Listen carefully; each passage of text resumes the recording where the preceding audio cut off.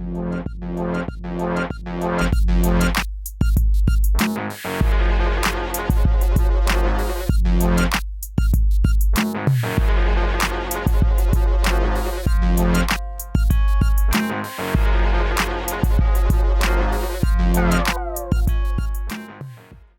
welcome back for the second hour of Monday Night Talk. This is also something that we'll be sharing with other media outlets, but mainly this is a conversation, a group conversation that we actually had about a month ago with mayors, South Shore mayors, town managers, town administrators. We've kind of tweaked the dynamic this time around. Joining us today, we have Mary Waldron. She's the executive director of the Old Colony Planning Council. It's a regional agency. Mary, welcome to the fold. Thank you, Kevin. Thank you, everybody, for having me. You got it. And of course, we have Frank Lynam, who's joining us. Frank was scheduled to join us last time. Somehow, through how I sent the link, didn't make it to him. So we were glad to have him joining us as part of this conversation. Thank you. You got it. And then from our previous conversation, town manager for the town of Plymouth, Melissa Arrighi, joined us. Melissa, how are you? Nice to be back. As well, Brian Noble from East Bridgewater. Thank you very much.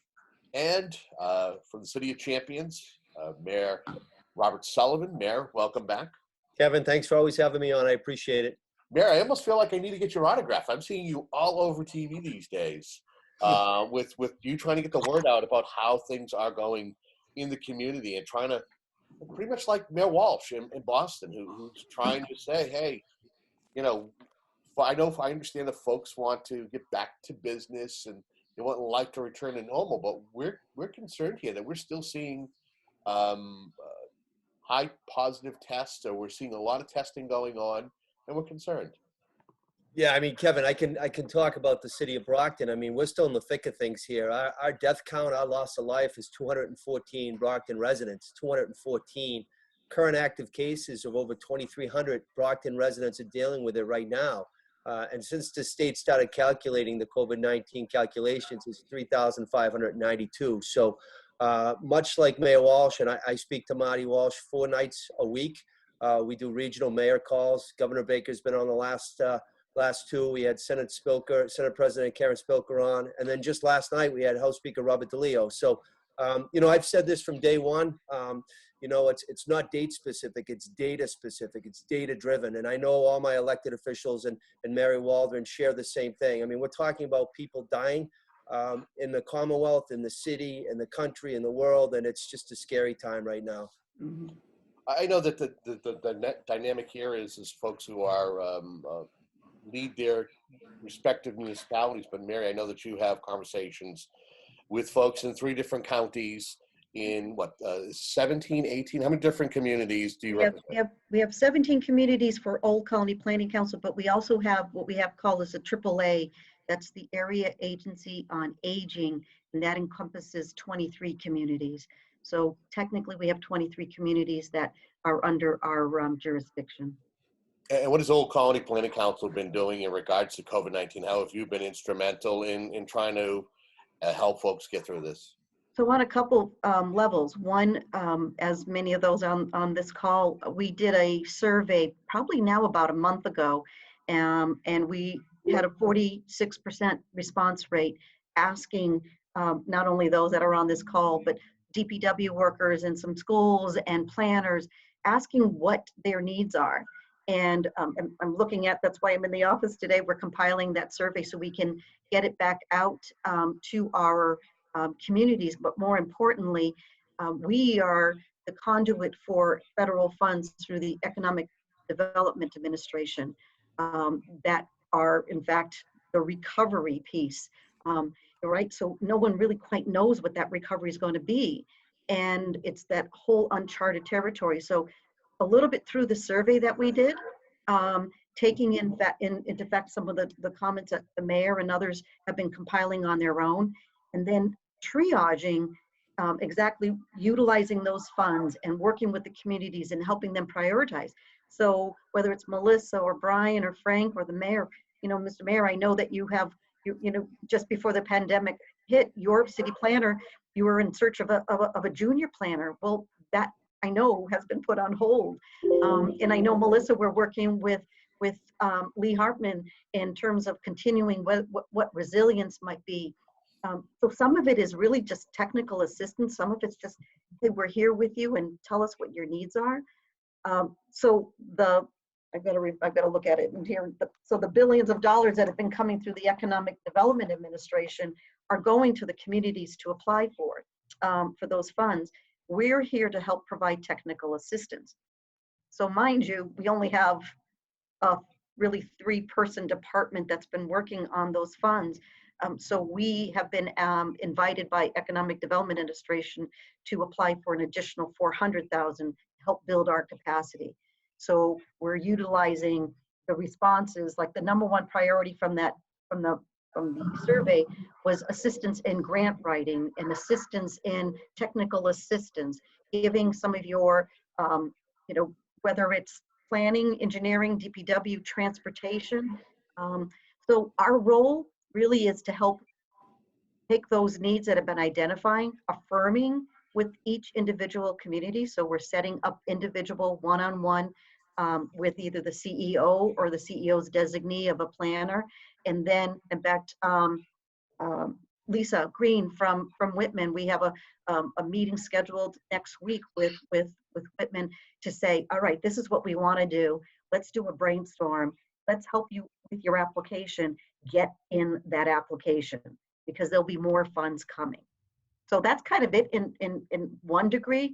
But one of the other things that we are continuing to work on is our transportation, and Charlie Kilmer and his transportation department still working on gathering data, the data that's coming in because there's been less traffic on the road. So we also get information about the air quality, working with the Brockton area transit, and looking where it's was expanding into Rockland and into Taunton, and making sure that when we come somewhat out of this, we'll be ready to have some of those plans in place, and again to then be able to triage it.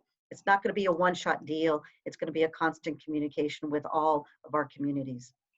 I want to take a moment to, Frank wasn't on our conversation last time, but give Frank an opportunity to kind of give his take on how his community, the town of Whitman, has been dealing with COVID-19. And here we are, we're supposedly coming into a set of phases where we will somehow return to normal. What that is that's still being disseminated at this time. How has your community been handling this crisis? Well, Kevin, for everybody, it's been a real challenge to try and work through this process. The world as we know it changed in mid-March.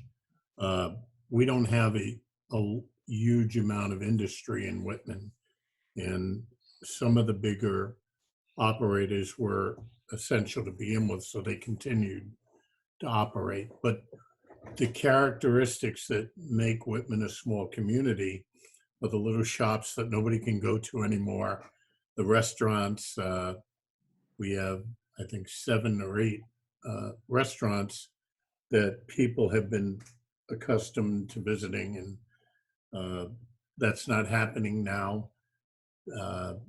The town has continued to function, and I think pretty well, given the circumstances. We immediately mixed up schedules for people, so we didn't have people working together. As we sit here today, I have rotating shifts in the town hall, and the one area that was really hit hard was the Council on Aging, because I don't have any way to bring people in there. They still maintain Meals on Wheels. We still have an outreach coordinator that works with the elderly and assisting them, but it's very different from what we've been doing. And the challenge for us now moving forward is to come up with a plan that allows us to return to some degree of normalcy. Although I don't think for a very long time it's ever going to be what it was before. So I turn to both Brian and Melissa. Brian, I would ask you, you're in a similar situation as Frank. You have a small community. A lot of the folks depend on a lot of the small shops, but you also have a movie theater that's in the town of East Bridgewater. You have a lot that goes on in that community that's been affected by this. Yeah, very, very definitely so. And there is a lot of pain in the community about the inability to shop with small merchants. We've done everything that we possibly can. We've organized some small business seminars with the SBA. We brought in some guest speakers on a Zoom conference to work with them, giving them leads on how to apply for the small business assistant grants and loans. Unfortunately, it's probably not enough. And we're probably going to lose a lot of our small businesses, which are very important to this community and very important to the livelihood of the owners of the small businesses and those that they employ. And then I turned to Melissa. A lot going on in the town of Plymouth. I don't even know where to start. I had an earlier conversation this evening with Matt Muratori, who, you know, one of the things that we chatted about was this is supposed to be a big year for America's hometown, the town of Plymouth. And you know what I'm talking about? The years of planning that went into all the events that were going to take place this year that are just being put on, you know, mothballed, put on the shelf. Not to mention, you got an election this week. And then you have other things going on with the municipality itself. Where do you want to start? Well, start with tourism. I mean, it was so disappointing about the 400th group. They made the right decisions. We are still going to have many of those events next year, but there is that sense that we've put so much time and energy and they've worked so hard to make these happen. So it's disappointing, but it was critical for them to stop those. We're really worried about our downtown businesses, our waterfront businesses. Our Chamber of Commerce has done yeoman's work in trying to help them. We've put together, Amy Naples from the Chamber has put together a group to look at how we can start to reopen, how we can help them. What are some of the things that we can do that we're seeing in other communities? Can there be tables in the street? Can we shut down certain areas without hurting other businesses? I also think that we have things like the Captain John boats. Fantastic thing that we have in the downtown area, and they're worried right now. I'm hearing from them as they look at small business loans. So there's complications all over the place, and I don't know about all the mayor and all the other town managers, but we're getting so many emails with people that owners that just think they can open on Monday, and they're scheduling appointments and they want to just open their doors, and you're trying to rush to say that can't happen yet. So yeah, I think that we're trying to do the best we can. When it comes to the town services, I think that we've been able to really hold on. Unlike some of the communities, unlike some of them, we didn't go to that split schedule right away. Looking back, I wish I had done that. We pretty much closed down services temporarily and worked with just a very little skeleton crew. Now we're on that AB schedule and we're playing a lot of catch up, which is why you see that we're a little behind in terms of this election on Tuesday to replace Senator DiMacedo. We know that we have to have these 15 polling locations ready to go. So the clerk is there today with staff, just trying to do all the last minute things that are required. Anybody else want to kind of jump in on what Melissa had mentioned in regards to dealing with this week where folks, there are businesses who think that, oh, it's going to be back to, you know, life is going to return to normal. Anybody else want to chime in real quick? I mean, I can talk about the city of Brockton. I mean, as I said many times, we can't jump all in on day one. And I've said that to Governor Baker. I mean, we're still in the thick of things here in the city of Brockton. We're still losing residents. We're still in massive positive cases of Brockton residents. And I get it. I mean, unfortunately, there's going to be some businesses in the city of Brockton that have been here for generations that probably, more than likely not, will not come back. But I will tell you that the Metro South Chamber of Commerce, the Downtown Business Association, Montello, Campello Business Association, we're all in this together. And Mary Waldron's been a great partner, always responsive, always working diligently. But at the end of the day, you know, we really have to take all the health, you know, safeguards that they're telling us to do. And, you know, I don't want to be the bad guy, but to be a bad guy and save lives, I'll do it in a heartbeat. And I know all my elected officials will do the same. So, you know, there's mechanisms in place. We're working with the feds, we're working with the state. And again, we just have to be diligent and vigilant and make sure that we mitigate the spread of this deadly virus. If I can just chime in for 1 minute, because I don't have the solution. I am a resident of Brockton, and and Melissa, in talking with Lee, we have a OCPC, we have a COVID-19 task force, and we have make sure some of our council members are on that, and just to hear exactly. And he shared something with me that has just struck me, and that he said something like around the expectancy of like 42% or 43% of the existing businesses will not exist any longer. And that, even just like now, like that has got to be for our other communities, not just in our region, across the state. So that makes my mind, my background in terms of economic development and workforce development start thinking. So how do we help those businesses? If you can, number one, reinvent. If you can't reinvent, we have that recovery, economic recovery is going to be critical to people keeping their homes, putting food on the table, having a government function, all of that. So, I don't have an answer, but that number clearly is something to focus on. So when the human life that, Mayor has talked about, where we have so many nursing homes and so many hospitals right within Brockton, those numbers are still existing. So that's that balance of economic development, human factor, and keeping people safe. So I don't know if I don't know that I saw the chamber having their recovery, the team recovery or something. The chamber sent something out, and I was like, that's the mindset, that no longer can we be saying, oh, woe is me. Like, how do we virtually and socially distance to keep economic development and workforce development reinventing itself? Are there any success stories within your towns or communities that maybe some of the businesses that are struggling can maybe lean on and go to? Because I think 40 to 50% of those businesses going away could be detrimental to being able to bring in money on the tax rolls, especially if you are a community that is a part of, that gets a meals tax or a residual from that, and you're getting that monies. While it's not a boatload of cash like the local aid you get from the state, it's still something that can help fortify in certain areas of the budget. We bring in over $1 million a year. Yeah. And that has been, we're paying for the whole new town hall. We built the town hall where it's located to push economic development in that downtown area. And without those receipts, that principal and interest we won't be able to pay it. Now, we're in good shape over the next year as we look at what we've been able to put aside, but we want these restaurants to succeed even without having to do some kind of general fund subsidy for the town hall. I mean, we made that commitment. So I think that Plymouth has been clever. We have a Plymouth Regional Economic Development Foundation, where both local businessmen as well as staff sitting on that. We also have worked with the OCPC daily. So we've put together some programs to give incentives to some of these local businesses to help them keep going. They don't have to be paid back.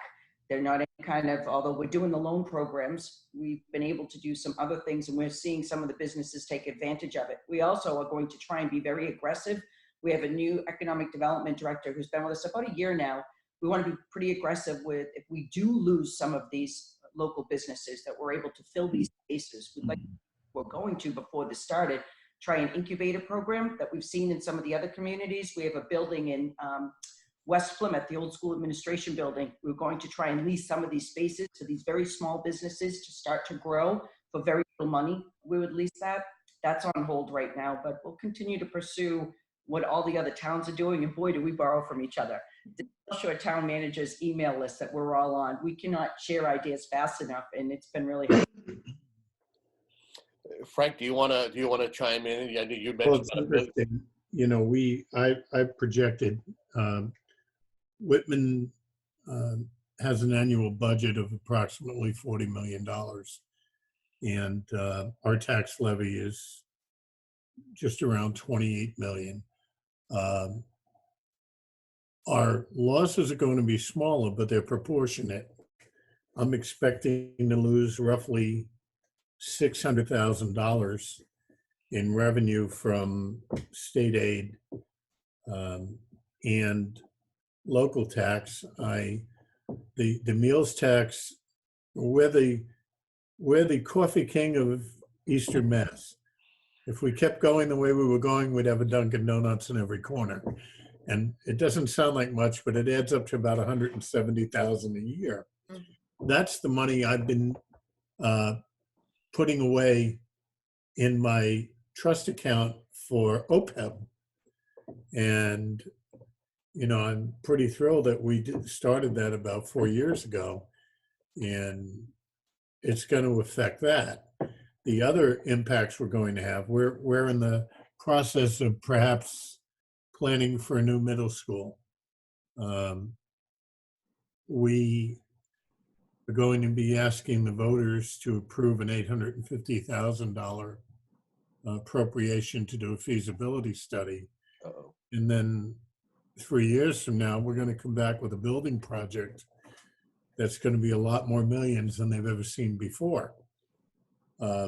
This COVID impact is not going to end next year. The impact's going to be felt for years. Mayor Sullivan is right that the businesses we've been accustomed to seeing are just not going to be there. They're not capitalized well enough to survive a long-term loss. And even little things, you know, I keep hearing about the first thing my wife wants to do is get a haircut. Fortunately, I had my son cut mine. but those businesses contribute to the operation of the town, small or large, and it's going to be a different community. And that's sad. It's funny you had mentioned about coffee, and I know East Bridgewater is kind of similar because I believe if both communities have a Mary Lou's, a Dunkin' Donuts, and I think Restoration Coffee as well. Restoration Coffee. That's kind of that's a new thing. You get the bar across the way. I know is it 18 that where Restoration Coffee is in East Bridgewater, and then in Whitman. Right by the train station. Right, the repurposed Regal food store. And my three Dunkin' Donuts. So that's interesting. And then I turned to Brockton.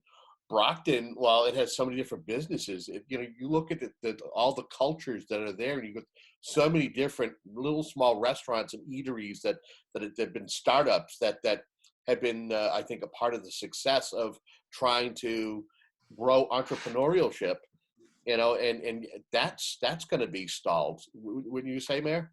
Yeah, absolutely, without question. And it's not just a loss of financial revenue, it's people revenue, right? And I'll give you an example. JJ's Cafe up on North Main Street, right? It's in Yelp, Phantom Gourmet. It's a wonderful story, Cape Verdean family. And it's a game changer in that part of the city. And they had to close down, right? And we know, at least we cross our fingers that they're going to reopen. They're doing online. We just my wife and I bought some coffee, and they did home delivery to coffee.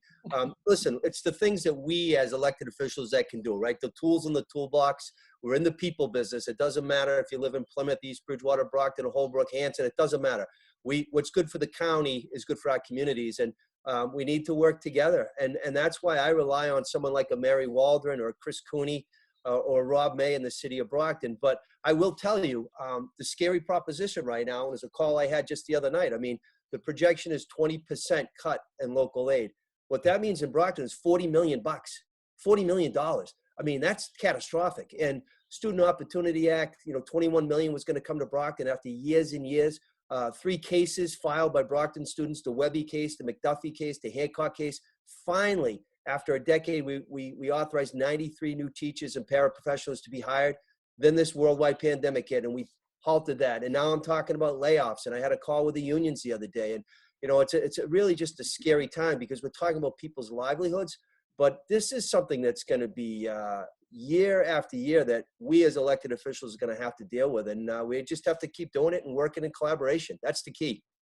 If I could weigh in, Mr. Mayor, to follow up on that. And so I have in front of me, we held a webinar this Wednesday, and the EDA CARES Act funding, and it's the recovery assistance. So it's 1.5 billion. This initial is 1.5. We're expecting to see additional 1.5, if not more, sometime in October. But to the point that I think Melissa and Mr. Mayor, you had raised in terms of the entrepreneurship aspect of things. So the funding is for construction and non-construction projects, and it includes, resiliency and, the diversification and thinking through some of those economies. like the incubator that Stephen Cole had applied for the EDA. Our office was helping both he and Lee, because those things are so critical that there's that opportunity. Working with the Center for Women and Entrepreneurs, right? Like the one of the statistics that I've been able to keep an eye on to see what happened during the ERA funding, right? When the last recovery was there. Certainly not as deep as this one, but it was deep. It was entrepreneurial and entrepreneurship. And what are we doing? And there's funds available to help think through what kind of entrepreneurship. That's working with the South Shore Workforce Investment Board and the Greater Brockton Workforce Investment Board, working with all the Workforce Investment Board and kind of knowing where that direction may go. There's funds. It's on an ongoing basis, and people should really be thinking about where they want to go with this. So I know in town of Stoughton, they want to continue on with a public works project. And if that's what they want to do, that's great. So some of the other things are going to be for usage of telehealth, because that seems to be the way that there are 4 hospitals in the city of Brockton. I know in Plymouth, right, you have 2, 1, you have 1. So what those industries have been hurt economically as well, right? Because of the additional costs that COVID has that had an impact on them. How do we then help them to stay solvent? Because the health industry throughout Southeastern Mass. So I've had some sidebar conversation with Sheila Sullivan Jardin and Ian Rizzo from the South Shore Workforce Investment Board and said, let's triage, and maybe we, using some of the funds we're receiving, let's work with you guys to then help get those data to help our communities and those that are before us. So I want to be able to just kind of keep that in mind, and we can have some sidebar conversations with each of you. But I know many of your either your town planners or economic development folks are already on that. But the severe and deep, it's going to just take forever. It's going to take a long time to recover. Mayor, can I just ask how reliable that your information is on potential 20% cut in state aid? Yeah, I could tell you, Melissa. So again, I've been on a call. It's Monday, Wednesday, and Friday at 5, and then Sundays 8 to 10 p.m. It's led by Marty Walsh and Joe Curtatone from Somerville. And again, that 20% is a projection. Kim Driscoll up in Salem, she thought it could even be higher. So what we're doing right now in the city of Brockton is we're just thinking worst case scenario to get the best case scenario. The call yesterday with the speaker on Friday with the speaker. He was thinking a 1/12 is probably going to come out of Beacon Hill.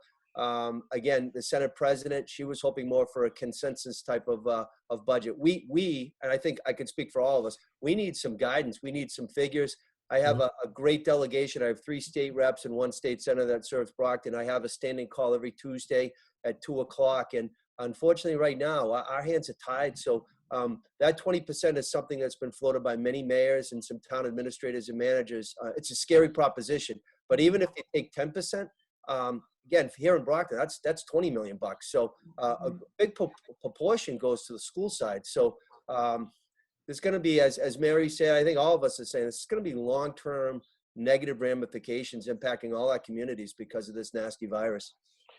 And just for the folks who are just tuning into this program, we're halfway through a great conversation with a great group of folks who work and live and guide communities on the South Shore. Mary Waldron, who is the executive director of the Old Colony Planning Council. Melissa Arrighi, who is the town manager in Plymouth. Brian Noble, who is the town administrator in East Bridgewater. Frank Lynam, who is the town administrator in Whitman, and City of Champions represented by Brockton Mayor, the 50th Mayor, Robert Sullivan. I want to take a moment. You're talking about budgets and what's going to happen here. Mary being kind of a key. You mentioned Charlie Kilmer earlier in the transportation. I know what goes into putting together a transportation plan, which the state looks at and says these are some of the projects the state should look at. Now, I know that you're probably planning for a little bit further ahead than 2021, but that you're still having conversations about what could be in the budget for 2021 and what money should be given out for Chapter 90 monies. how is that going to affect these communities, Mary, when it comes time to put the budget together, and if the state does decide to go on a 1/12 budget for the foreseeable future? So we just approved the tip for the 2021-2025, and um, we have not been given any kind of direction, as many of you from up above, but from Mass Dot in terms of changing that. So the methodical discussion and looking at plans and again prioritizing. At this point, we continue on. We just got notification that construction projects are still underway. It's somewhat hard, right? When you and again, it's prioritizing. If you are getting funds for construction of roads and intersections of things of that nature, and yet school teachers are being laid off, and the school system, like it's a much bigger than OCPC, right? This is all statewide. And all that, one of the things that I think that's been really critical since day one, since I've come on, is the communication and staying in communication with everybody. To not, the answer is not let's all go run away and I'm giving up and I'm going. It's constantly reprioritizing, maybe having very difficult discussions that certainly none of us would want, but you have to. You before me have been either appointed or elected, and I being appointed. The idea is that we really have got to continue to have the dialogue. So having them individually with our communities, but as it relates to the transportation, Kevin, to your point, we've not been given any direction at this point. We have a feeling, I think, to the mayor's perspective, that there may be cuts across the board, and then we'll have to re-amend that. But I look at particularly the city of Brockton and the BAT, and how many of our residents are using Brockton area transit to still get to work.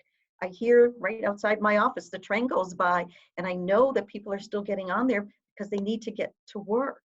And it's at some point, or I just saw the $159 million for the expansion of South Coast Rail. That part's important, but how does that then all factor into your individual community's budget, or from our perspective, working with you to find ways to, if we can find some ways from grant monies and staying and working with our communities to find funding for, call it DPW for each of your communities, then maybe if we find funding there, then you can make the decisions to shift it to someplace else that really needs it, there are no grant funds to assist. So it's still no answers in terms of answering about the transportation, but we have the MPO a meeting once a month, and we have the Joint Transportation Committee once a month as well. And the dialogue continues at each of those meetings. It's interesting that you mentioned the South Coast Rail. That's the project that's lived on for 20 years. That that was initially discussed and put on the shelf, and then I believe under Deval Patrick it was looked at and relooked, and I think they got up to like 75 different ideas as to how it could be able to get folks from New Bedford and Fall River to be able to transport up into the Boston area, and also have people go down to the South Coast area. It's interesting that you bring that up, and that's still something that's viable under the Baker Polito administration. It's still, money is still being diverted to that while we're in a crisis at this particular time. Anybody else want to speak to Mary in regards to maybe any projects that they got intersections that are ongoing? I know Whitman right now has an ongoing project at a couple of intersections on Route 18. I think that's more of a state project, but that hasn't halted, right, Frank? Oops, unmute.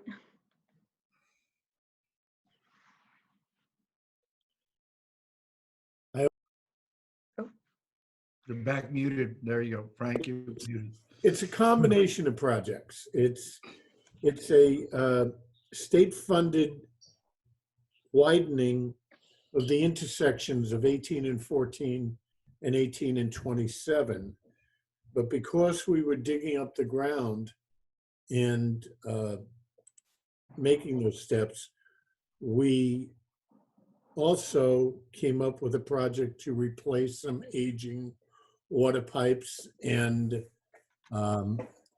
valves that have been under the ground for almost a century. And it nests inside that project. It's locally funded, but it continues to go with the work that the state's doing. The really challenging part of that is it screws up traffic around town, because between 14 and 27, you might have 3 different crews on 18 and also on 14 and 27. So I get blasted almost daily by people who complain that they're caught up in the project. I'm saying, look at the bright side. We're getting this done. People are working. The end-line improvement is going to be significant in terms of moving vehicles and transportation. So I'm thankful that that project came underway. And certainly Old Colony had a huge role in helping us put that together. And I'm sure there'll be others. And Mary, if you ever come up with any construction money for buildings, I'm really interested in building a DPW. So Lisa is going to be on the call. Lisa's going to be on a call with us this coming week. And, as will I. but the construction from EDA, if it means jobs, it means some recovery. So we really truly welcome those ideas to help vet them out. I just really hope it's better than Arrow was. I will say it's been interesting to kind of watch with Whitman, knowing that there were a couple of different times, a couple of different projects over the years. I know you were able to build a new police station, do some great work to the town hall and the fire station, but every time, yeah, still taking abuse over that. Yeah, but you know, when it came time to maybe build a new building or go to a new property, folks weren't for it. So it's well overdue. I think when it comes to DPW plays a vital role. I think just like police and fire, so to speak, especially in the wintertime when we need our streets cleared, it's definitely important. Brian, I turn to you. Any major projects going on or capital projects that COVID-19 has kind of stalled? Well, we still have the Route 18 project going on as well, just like Frank. We have 2 intersections that are under study right at the moment for making some improvements on. They're still in the primary stage where the state comes in and does traffic surveys and brings engineers to look at it. They're trying to do it remotely, sending somebody down with a GoPro and then having a conversation about it on a Zoom meeting. It's not truly very effective. I understand the limitations of what they can do, and they're still trying desperately to work, which you can only give them credit for, but it doesn't bode well. We can't do everything in a virtual world. So at some point we're going to have boots on the ground and actually look at the projects that they want to do. And so I asked them point blank, in light of the cuts that we're being rumored to have to withstand, what will happen to these projects? And they have a deer in the headlights sort of look and almost great fear. And I almost wonder if I shouldn't have brought it up, because now I've, got them started to worry. But I would say if there's a 20% cut in local aid, some of those projects, they're not going to get done. There are going to be severe changes in the way that we do business.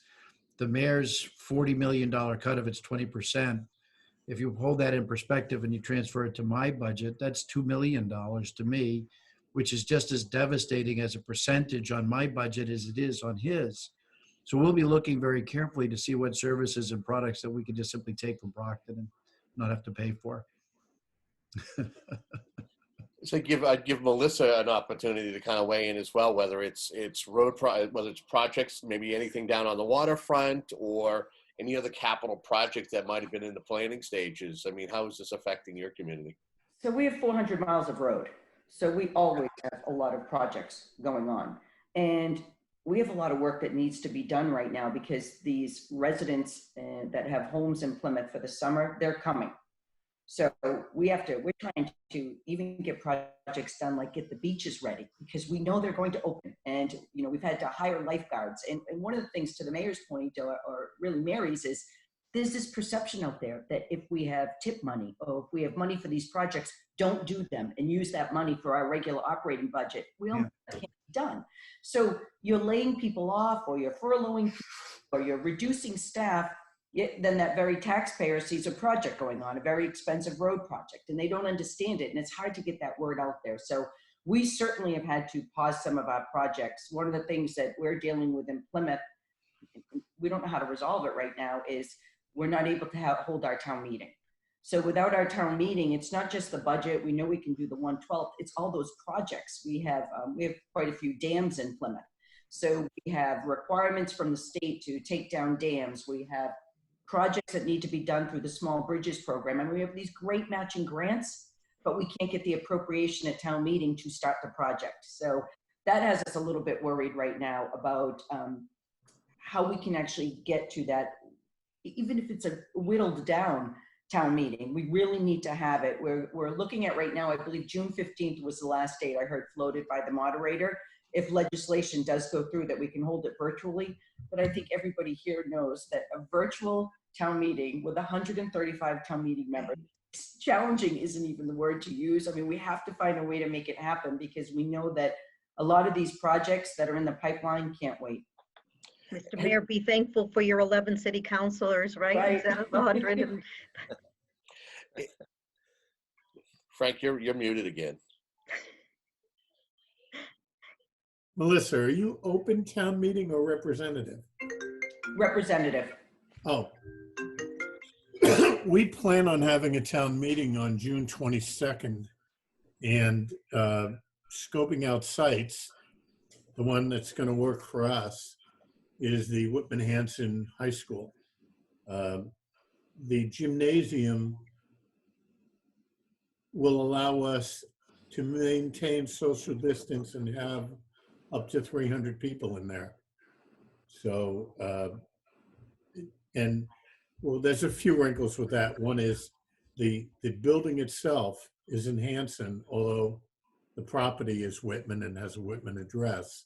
So I'm trying to get an answer on whether that affects our ability to hold a meeting, which has to be held within the borders That's fascinating. of Whitman. These are screwball things we never ever thought we would have to deal with. And I know there's legislation pending that will address that, but surprisingly, it hasn't moved I know. since last Tuesday. And you know, if I don't have a town meeting, as you know, we go on a 1/12 budget, and it isn't automatic.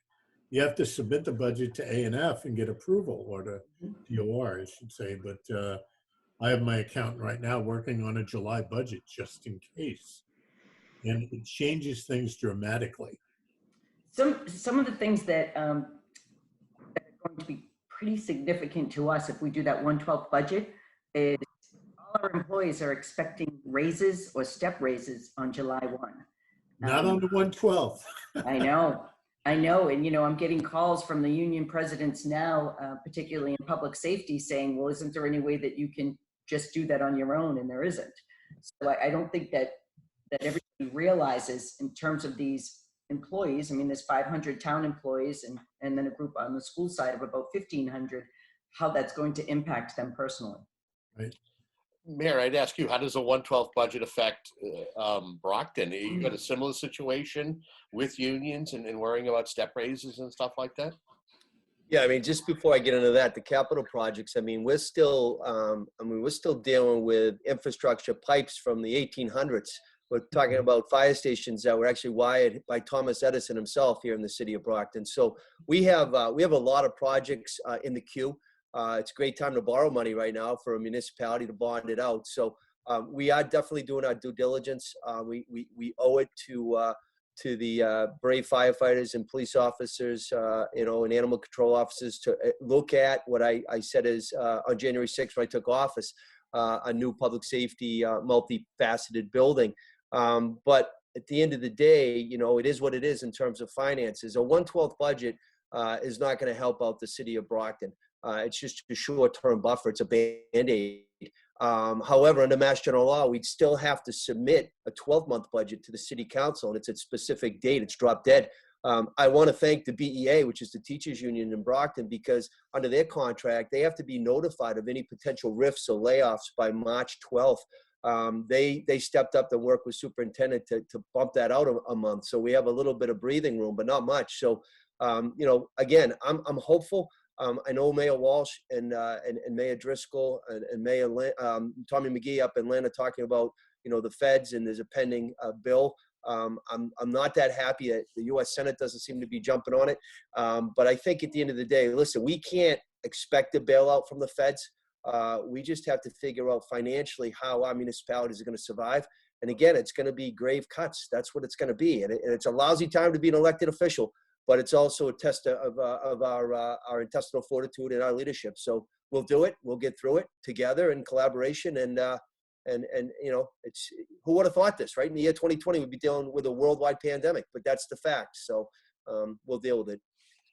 But I think one of the things that the mayor, I think what you've also done, and I've seen it in Plymouth, is you are also working with your business community, right? And the nonprofit organizations, and to try to do everything possible. I know that there's the Brockton Together Fund that I think that you just announced, Mr. Mayor, and I know Melissa, particularly with, not only the chambers, it certainly doesn't solve everything, but it's not leaving any stone unturned. And whether, right, the cuts actually happen, it's then having that balance of being able to look forward and be, the staff, we have 17 staff members here.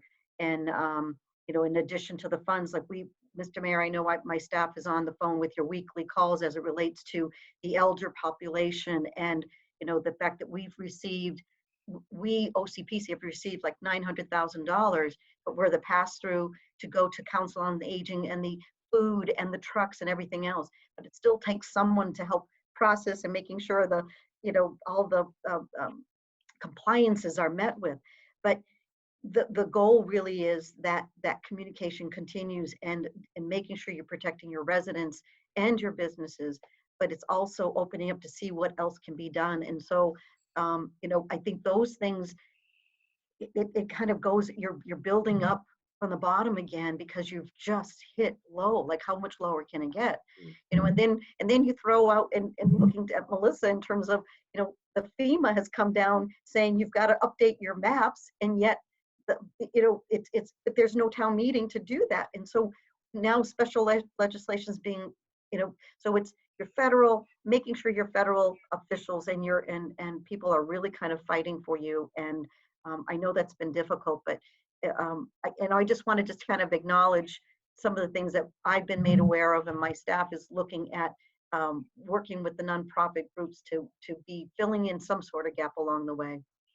I'm going to give Brian an opportunity to kind of chime in about a 112 budget and how he'll be able to operate. And just to let folks know, we do have about 10 minutes left in the segment. So probably after Brian responds, if there's anything that we haven't had a chance, you haven't individually had a chance to say something about regarding your community or your agency, we'll take that time afterwards. But Brian, if you will, how has the budget season been for you, and how are you going to be able to operate on a 112 budget?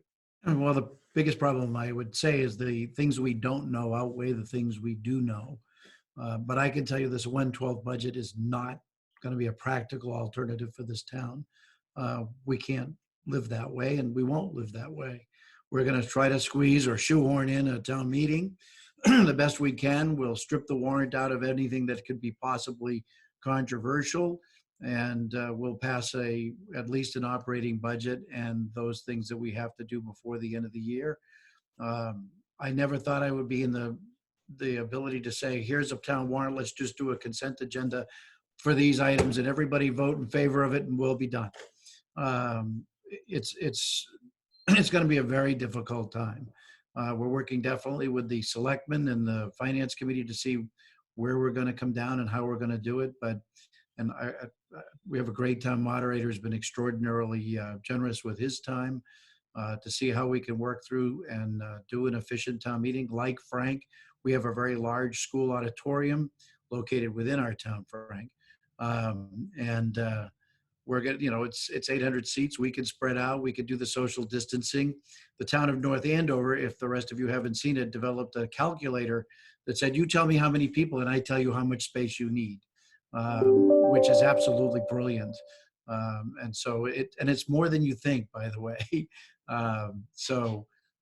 We're using that calculator, and then we've got some protocols for opening the doors and taking people's temperatures. They walk through their door, making sure they have a mask.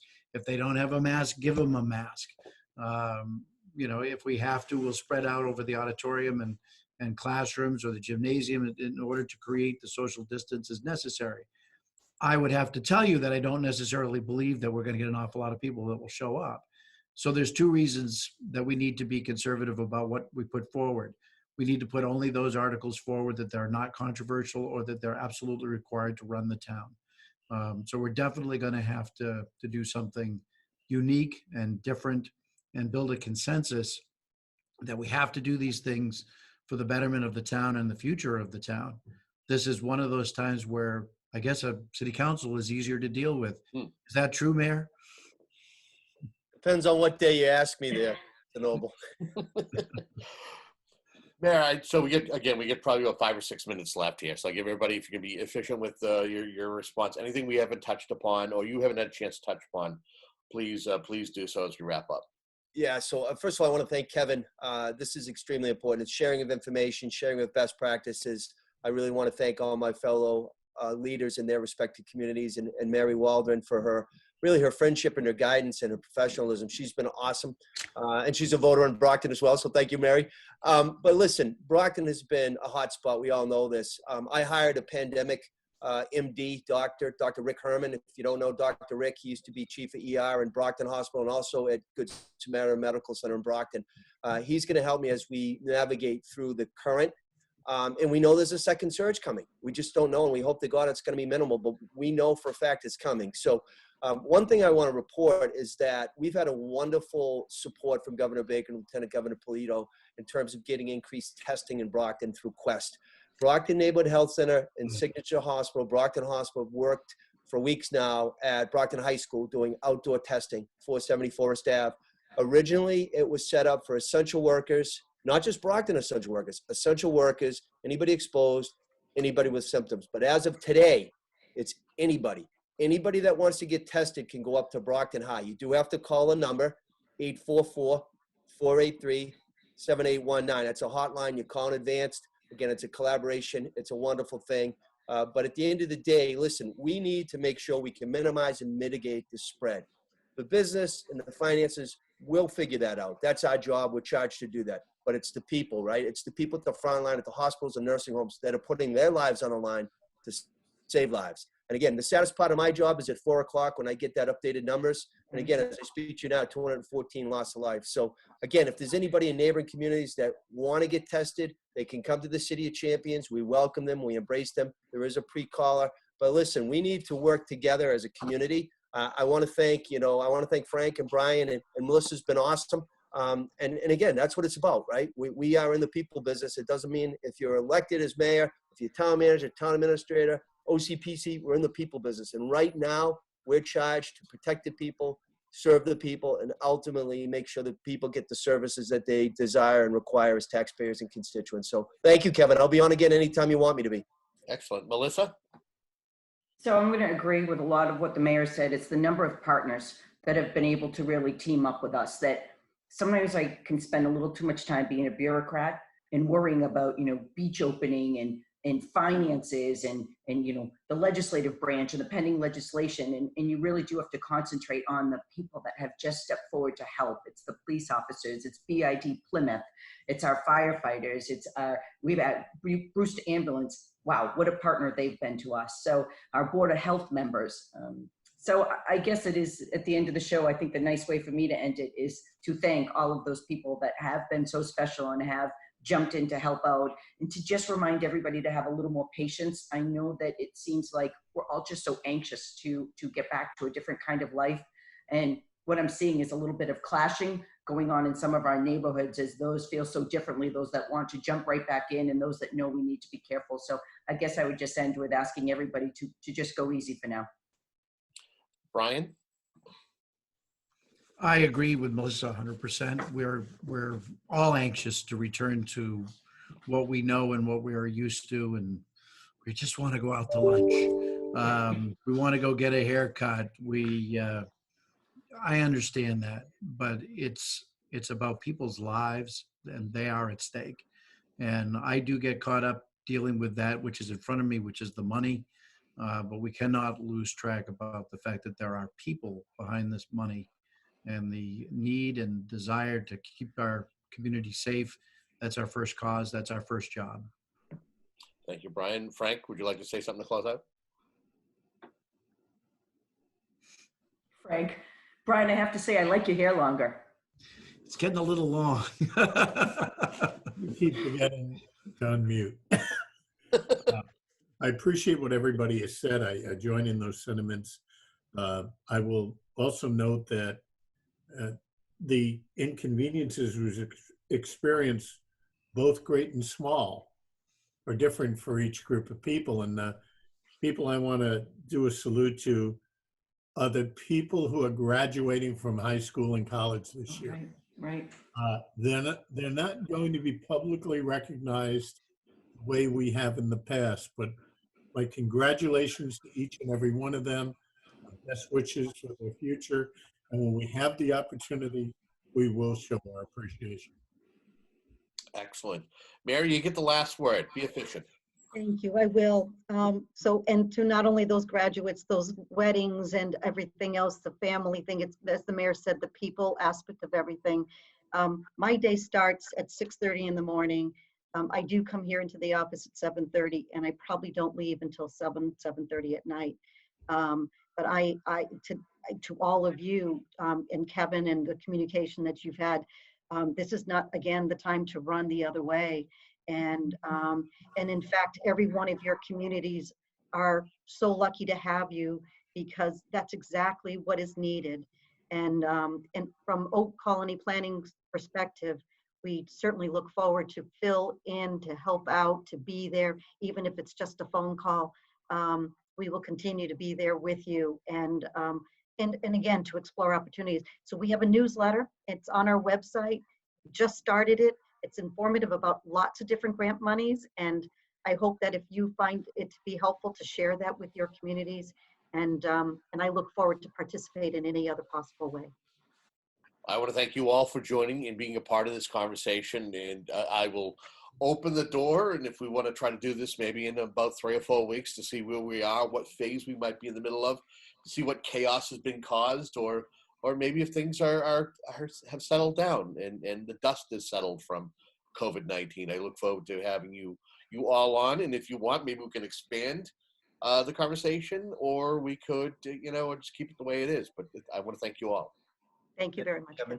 Stay safe. Thank you. Thank you for tuning into this broadcast. It's going to be one of many, in the coming weeks and months, as we try to keep you informed as to what's going on with COVID-19, what your community leaders are doing, and what's being done on the front lines when it comes to providing the essential services, whether it's police, fire, or things at Town Hall. Thank you very much.